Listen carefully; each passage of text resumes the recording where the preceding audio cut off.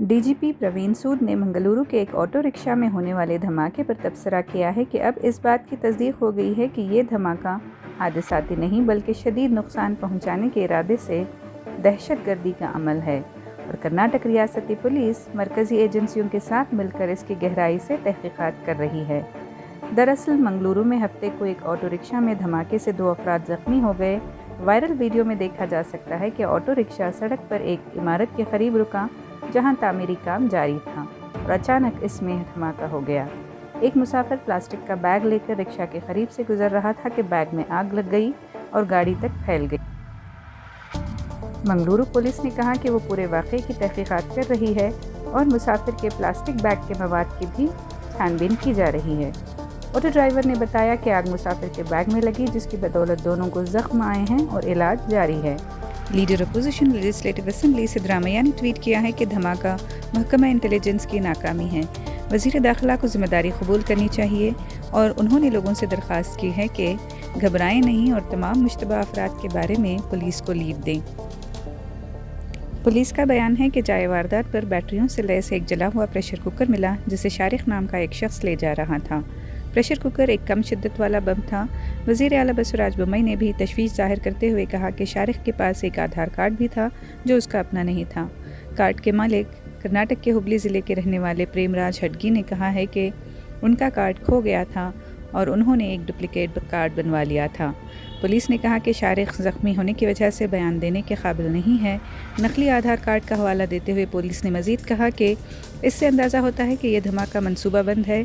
शारिक ने गुज़िश्ता माह एक कमरा किराए पर भी लिया था। उसने घर के मालिक को ये बताया था कि वो मोबाइल मरम्मत करने की ट्रेनिंग के लिए शहर आया हुआ है। निन्ने ಸಾಯಂಕಾಲ ಸುಮಾರು 4:45ಕ್ಕೆ ಆಟೋ ರಿಕ್ಷಾದಲ್ಲಿ ಒಂದು ಪ್ರೆಷರ್ ಕುಕ್ಕರ್ ಇಟ್ಕೊಂಡು ಹೋಗುತ್ತಿರುವಂಥ ಸಂದರ್ಭದಲ್ಲಿ ಬಾಂಬ್ ಬ್ಲಾಸ್ಟ್ ಆಗಿರುವಂಥದ್ದು ತಮಗೆಲ್ಲ ಗೊತ್ತಿದೆ. ಅದರ ಬಗ್ಗೆ ಈಗಾಗಲೇ ಇಬ್ಬರು ಆಸ್ಪತ್ರೆಗೆ ಸೇರಿದ್ದಾರೆ, ಆಟೋ ಡ್ರೈವರು ಮತ್ತು ಪ್ರಯಾಣಿಕ.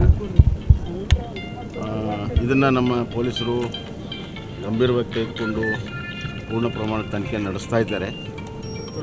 ಈಗ ಪ್ರಾಥಮಿಕ ಮಾಹಿತಿಯಲ್ಲಿ ಬಂದಿರುವಂಥದ್ದು ಅದೊಂದು LED ಇರುವಂಥ ಒಂದು ಇನ್ಸ್ಟ್ರೂಮೆಂಟ್ ಇದೆ. ಮತ್ತು ಆ ವ್ಯಕ್ತಿಯ ಎಲ್ಲ ಪರಿಶೋಧನೆ ಮಾಡಿದಾಗ ಭಾಳ ಸ್ಪಷ್ಟವಾಗ್ತದೆ ಆ ವ್ಯಕ್ತಿ ಯಾವ ಹೆಸರಿನಲ್ಲಿ ಆ ಒಂದು ಆಧಾರ್ ಕಾರ್ಡ್ ಇದೆ, ಆ ವ್ಯಕ್ತಿ ಅಲ್ಲ, ಡೂಪ್ಲಿಕೇಟ್ ಆಧಾರ್ ಕಾರ್ಡ್ ತೊಗೊಂಡಿದ್ದ, ಹುಬ್ಳಿ ಅಡ್ರೆಸ್ ಹೊಂದಿತ್ತು. ಆಮೇಲೆ ಬೇರೆ ಬೇರೆ ಕಡೆ ಇರುವಂಥದ್ದೆಲ್ಲ ಮಾಹಿತಿ ಬಂದಿದೆ ಮತ್ತು ಅವ್ನು ನೈಜವಾದಂಥ ಅಡ್ರೆಸ್ ತೊಗೊಂಡಾಗ ಹಲವಾರು ಮಾಹಿತಿಗಳೆಲ್ಲ ಸಿಕ್ಕಿದ್ರಿಂದ ಇದೊಂದು ಟೆರರ್ ಆ್ಯಕ್ಟ್ ಅನ್ನುವಂಥದ್ದು ಪ್ರಾಥಮಿಕ ಮಾಹಿತಿಯಲ್ಲಿ ಗೊತ್ತಾಗ್ತಾ ಇದೆ. ಈಗಾಗಲೇ NIA ಮತ್ತು IB ಅವರೆಲ್ಲರೂ ಕೂಡ ಅಲ್ಲಿ ಬಂದಿದ್ದಾರೆ. ರಾಜ್ಯ ಸರ್ಕಾರ, ರಾಜ್ಯ ಪೊಲೀಸರು ಸುದೀರ್ಘವಾದ ತನಿಖೆ ನಡೆಸ್ತಾ ಇದ್ದಾರೆ. ಅವನಿಗೆ ಆಸ್ಪತ್ರೆಯಲ್ಲಿ ಸೇರಿಸಿದ್ರಿಂದ ಅವನಿಗೆ ಕಾಲಿಗೆ ಭಾಳ ದೊಡ್ಡ ಪ್ರಮಾಣ ಪೆಟ್ಟು ಬಿದ್ದಿದೆ. ಅವನು ಎಚ್ಚರ ಬಂದ ಮೇಲೆ ಮುಂದಿನ ತನಿಖೆಗೆ ಭಾಳಷ್ಟು ಅನುಕೂಲ ಆಗುತ್ತೆ. ಇಷ್ಟು ಮಾತ್ರ ನಿಜ, ಈಗಿರೋ ಮಾಹಿತಿಯಲ್ಲಿ ಅವನು ಓಡಾಡಿರುವಂಥ ಹಲವಾರು ಜಾಗಗಳನ್ನೆಲ್ಲವನ್ನು ನೋಡಿದಾಗ ಅದು ಕೊಯಮತ್ತೂರು ಬೇರೆ ಬೇರೆ ಕಡೆ ಎಲ್ಲ ಅವನು ಹೋಗಿರುವಂಥದ್ದು ಬಂದಿರುವಂಥ ಪ್ರಾಥಮಿಕ ಮಾಹಿತಿಯಲ್ಲಿ ಅವನಿಗೆ ಟೆರರ್ ಲಿಂಕ್ ಇದೆ, ಇದೊಂದು ಟೆರರ್ ಆ್ಯಕ್ಟ್ ಆಗಿರಬಹುದು ಅನ್ನುವಂಥ ಒಂದು ಸೂಚನೆಯನ್ನು ನಮ್ಮ ಪೊಲೀಸರು ಕೊಟ್ಟಿದ್ದಾರೆ. ಪೂರ್ಣ ಪ್ರಮಾಣದಲ್ಲಿ ತನಿಖೆ ಆಗುತ್ತೆ, ಸತ್ಯ ಹೊರಗೆ ಬರ್ತದೆ ಮತ್ತು ಇದರ ಹಿಂದೆ ದೊಡ್ಡ ಜಾಲ ಇದೆಯಲ್ಲ ಅದನ್ನು ಭೇದಿಸುವಂಥ ಕೆಲಸವನ್ನು ನಾವು ಮಾಡ್ತೀವಿ. ಸರ್, ನಿನ್ನೆ ಕೂಡ ತಾವು ಕೂಡ ಅಲ್ಲೇ ಮಂಗಳೂರಲ್ಲಿ ಪ್ರವಾಸ ಮಾಡ್ತಾ ಇದ್ರಿ ಸರ್, ಮಂಗಳೂರಲ್ಲೇ ಪ್ರವಾಸ ಮಾಡ್ತಾ ಇದ್ರಿ, ಅಂಥ ಸಂದರ್ಭದಲ್ಲಿ ಈ ರೀತಿಯಾದ ಘಟನೆ ನಡೆದಿದೆ ಅಲ್ಲ, ಅದಕ್ಕೇನು ಸಂಬಂಧ? ನಾವು ನಮ್ಮ ಕಾರ್ಯಕ್ರಮ ಮುಗಿಸ್ಕೊಂಡು ನಾನು 3 ಗಂಟೆಗೆ ಬೆಂಗಳೂರಿಗೆ ಬಂದೆ, ಆಮೇಲೆ ಇದು ಘಟನೆ ಆಗಿದೆ. PFIಗೆ ಏನಾದರೂ ಲಿಂಕ್ ಇದೆ ಸರ್? ಅದೆಲ್ಲವೂ ಮಾಹಿತಿ ತನಿಖೆಯಲ್ಲಿ ಸಂಪೂರ್ಣವಾಗಿ ಸಿಗ್ತದೆ. ನಿನ್ನೆ ದಿನ ಮಧ್ಯಾಹ್ನ ಮಂಗಳೂರಿನಲ್ಲಿ ರಿಕ್ಷಾದಲ್ಲಿ ಹೋಗುವಾಗ ಆಗಿರ್ತಕ್ಕಂಥ ಬ್ಲಾಸ್ಟಿನ ಹಿನ್ನೆಲೆಯಲ್ಲಿ ಆ ಪೇಷಂಟನ್ನು ಆಸ್ಪತ್ರೆಯಲ್ಲಿ ಸೇರಿಸಿ ಒಂದು ಒಳ್ಳೆಯ ಚಿಕಿತ್ಸೆಯನ್ನು ಕೊಡಿಸ್ತಾ ಇದ್ದೀವಿ. ಮಾತಾಡೋ ಸ್ಥಿತಿನಲ್ಲಿಲ್ಲ. ನಮ್ಮ ಮಂಗಳೂರು ಪೊಲೀಸರು ಇದರ ಹಿನ್ನೆಲೆಯನ್ನು ಭೇದಿಸ್ತಾ ಇದ್ದಾರೆ. ಈಗ ಅನೇಕ ಮಾಹಿತಿಗಳ ಪ್ರಕಾರ ಇದರ ಹಿನ್ನೆಲೆ ತುಂಬ ದೊಡ್ಡದಾಗಿದೆ. ಭಯೋತ್ಪಾದನಾ ಸಂಘಟನೆಗಳ ಲಿಂಕ್ ಇವ್ರ ಜೊತೆಗಿದೆ ಅನ್ನುವಂಥ ಸೂಚನೆಗಳು ಕಂಡುಬರ್ತಾ ಇದ್ದಾವೆ. ಈ ಹಿನ್ನೆಲೆಯಲ್ಲಿ ಕೇಂದ್ರದ ಭದ್ರತಾ ಪಡೆಯವರ ಜೊತೆಗೂ ಕೂಡ ಮಾತುಕತೆ ಆಗಿದೆ, ಅವರು ಕೂಡ ಬಂದಿದ್ದಾರೆ. ಎಲ್ಲರೂ ಸೇರಿ ಜಂಟಿಯಾಗಿ ಕಾರ್ಯಾಚರಣೆ ಆಗ್ತಾ ಇದೆ. ಬಹುಶಃ ಒಂದೆರಡು ದಿವಸದಲ್ಲಿ ಇದರ ಸಂಪೂರ್ಣ ವಿಚಾರ ಹೊರಗೆ ಬರ್ಬೋದು ಅಂತ ನಾನು ಅನಿಸ್ತದೆ. ಮಂಗಳೂರು ನಗರದ ಹೊರವಲಯದಲ್ಲಿರುವಂತಹ ಕಂಕನಾಡಿ ಪೊಲೀಸ್ ಠಾಣೆ ಸಮೀಪದಲ್ಲಿ ಇವತ್ತು ಸಂಜೆ ಒಂದು 5 ಗಂಟೆ 15 ನಿಮಿಷ ಸಮಯದಲ್ಲಿ ಒಂದು ಆಟೋದಲ್ಲಿ ಬೆಂಕಿ ಕಾಣಿಸ್ಕೊಂಡಿದೆ.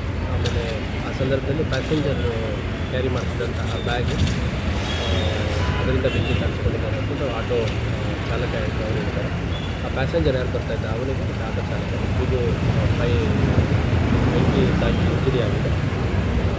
ಅವ್ರನ್ನ ಹಾಸ್ಪಿಟಲ್ ಶಿಫ್ಟ್ ಮಾಡಿದ್ದಾರೆ. ಯಾವ ಎಕ್ಸಾಕ್ಟ್ಲಿ ಅದ್ರ ಬಗ್ಗೆ ನಮಗೆ ಮಾಹಿತಿ ಇಲ್ಲ. ನಾವು ನಮ್ಮ FSL ಟೀಮು ಮತ್ತು ಏನು ಸ್ಪೆಷಲ್ ಟೀಮ್ ಸ್ಯಾಂಪಲ್ ಮಾಡಲಿಕ್ಕೆ ಅದೇನು ಕಂಟೆಂಟ್ ಇತ್ತು, ಯಾಕೆ ಕಂಟೆಂಟ್ ಇತ್ತು ಅದನ್ನೆಲ್ಲ ವೆರಿಫೈ ಮಾಡಲಿಕ್ಕೆ ನಾವು ನಮ್ಮ FSL ಟೀಮ್ನ ಕರೆಸಿದ್ದೀವಿ. ಅವ್ರ ಕಡೆಯಿಂದ ಸ್ಯಾಂಪಲ್ ಲಾಸ್ಟ್ ಏನು ಗೊತ್ತಿಲ್ಲ